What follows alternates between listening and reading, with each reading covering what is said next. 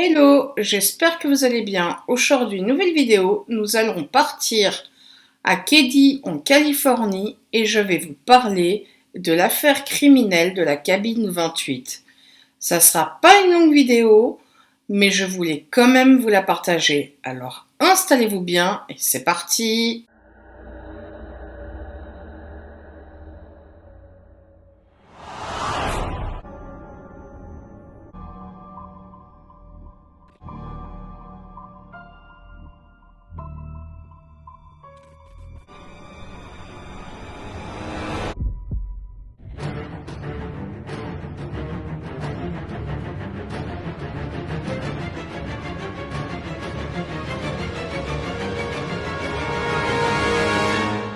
Dans la nuit du 11 avril 1981, 3 personnes, une mère, son fils adolescent et l'ami du fils, ont été matraqués à mort dans une cabane californienne.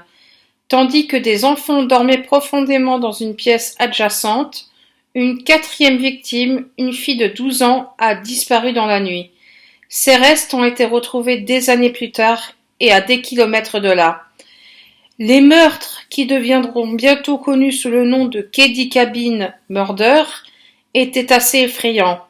Pourtant, l'affaire est d'autant plus troublante qu'elle reste non résolue des années plus tard, ce qui conduit certains à soupçonner une dissimulation policière. Glenna Sharp, qui s'appelait Sue, louait la cabine 28 dans la petite communauté de Keddie en Californie depuis novembre 1980. Elle y vivait avec ses 5 enfants. La famille avait quitté le Connecticut après que Sue se soit séparée de son mari James. Nouvellement seule et avec 5 enfants à élever, Sue a choisi Keddie, en partie parce que son frère, Don, vivait à proximité.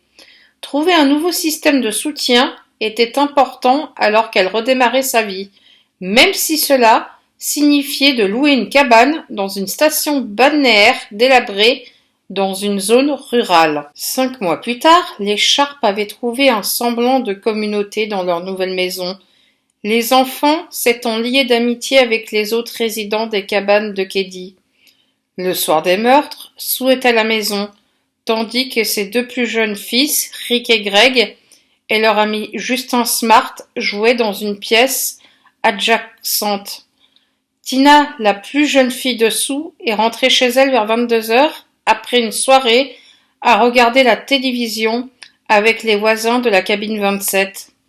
Le fils aîné de Sue, John, avait passé la journée dans la ville de Quincy avec son meilleur ami Dana. Ils sont rentrés chez eux à la cabine 28 plus tard dans la nuit, se retirant vraisemblablement dans la chambre au sous-sol de John. On ne sait pas s'ils sont entrés dans la maison alors que les meurtres étaient activement en cours ou s'ils ont pris conscience que des intrus étaient dans la maison après des bruits à l'étage. Dans les 2 cas, John et Dana ont été tués cette nuit-là aussi. Le lendemain matin, la fille aînée de Sue, Sheila, est rentrée à la maison après une nuit passée avec des amis. En entrant, elle a découvert 3 corps sur le sol du salon de la cabine 28.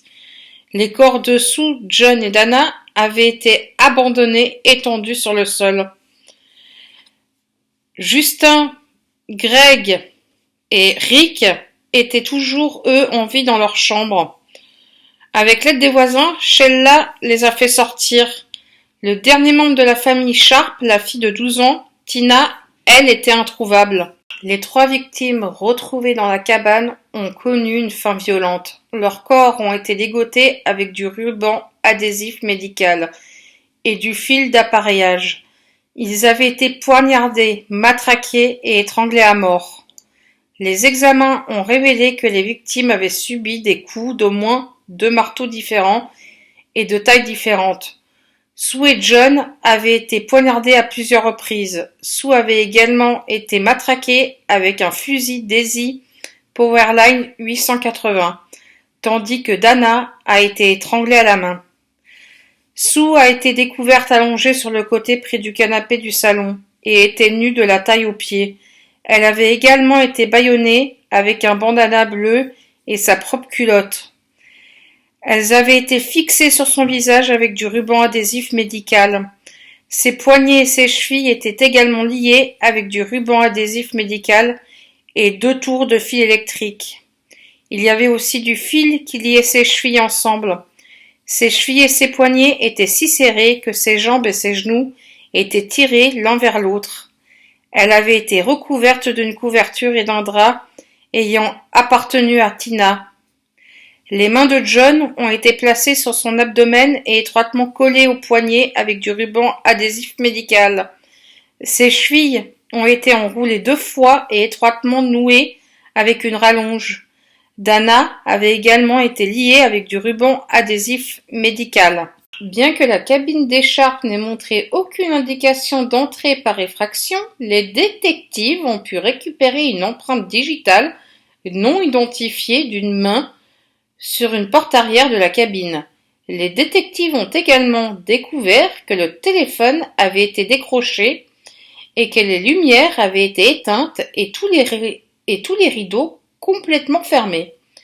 Diverses armes ont été trouvées sur les lieux, dont un couteau de table, un couteau de boucher et un marteau ensanglanté. D'autres armes, dont le fusil Daisy, n'ont pas été récupérées.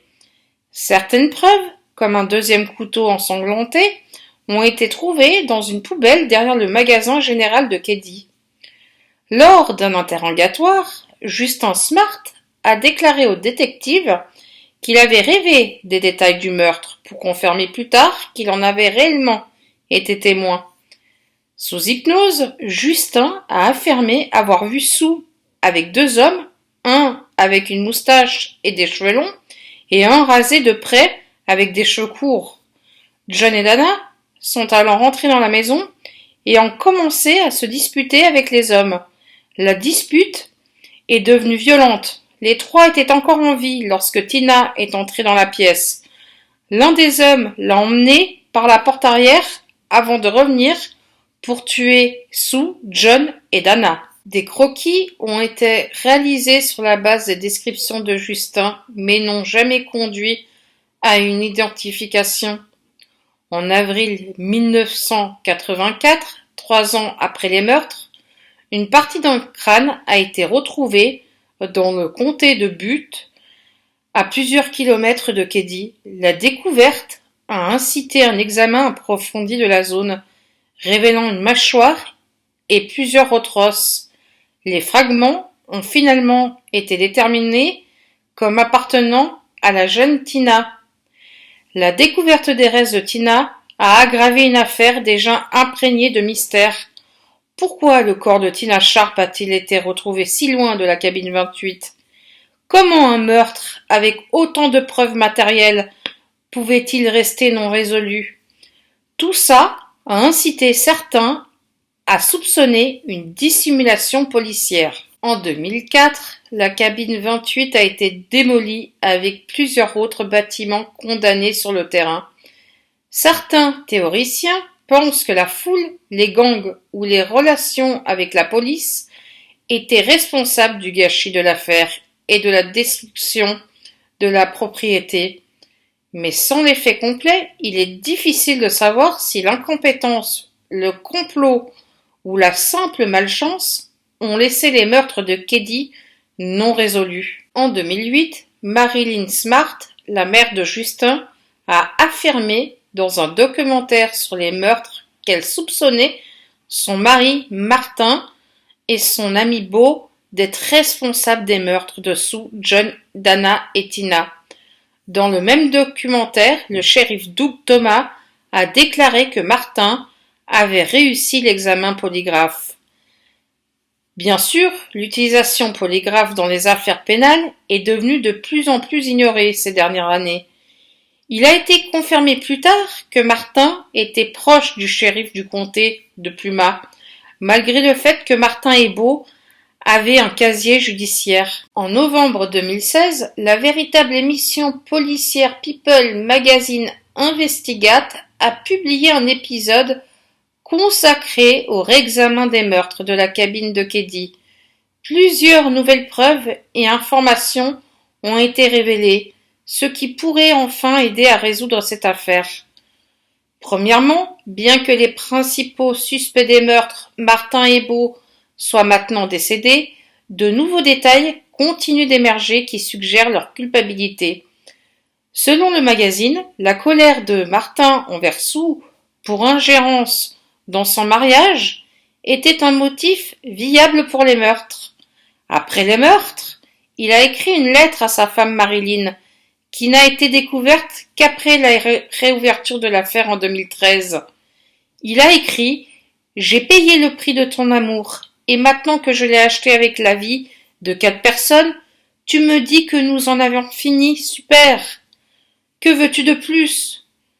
Bien que Marilyn affirme qu'elle n'a jamais reçu la lettre et n'en a été informée qu'après les meurtres par les autorités, elle a confirmé que l'écriture était bel et bien de Martin. Et il y a une chose encore plus incriminante. Un jour, un thérapeute à Reno a dit que Martin lui aurait avoué les crimes.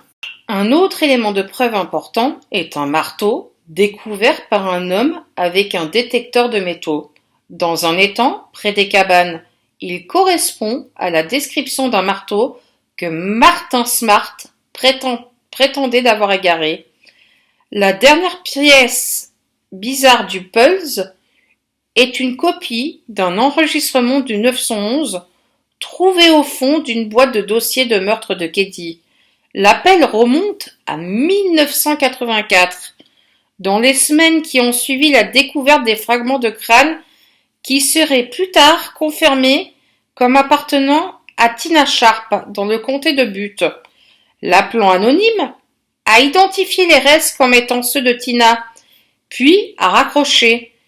Fait effrayant, les dossiers indiquent que cet appelant savait que les restes appartenaient à Tina avant que les enquêteurs ne confirment le fait avec les dossiers dentaires.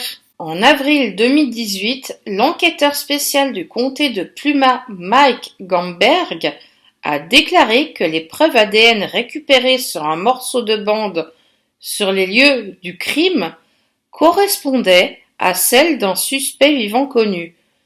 Mike Gamberg, qui dirige l'enquête en cours, est déconcerté par ces incohérences. Ce n'est pas ce qui a été fait, a-t-il déclaré au Sacramento Bee, en référence aux nombreux défauts de l'enquête initiale. C'est ce qui n'a pas été fait. Bien que l'enquête initiale sur les meurtres de Keddy ait malheureusement fait défaut, il existe un nouvel espoir pour que les autorités puissent un jour découvrir la vérité une fois pour toutes. Voilà, cette vidéo est terminée. J'espère qu'elle vous a plu. Moi, je vous souhaite une bonne journée et je vous dis à la prochaine pour une nouvelle vidéo.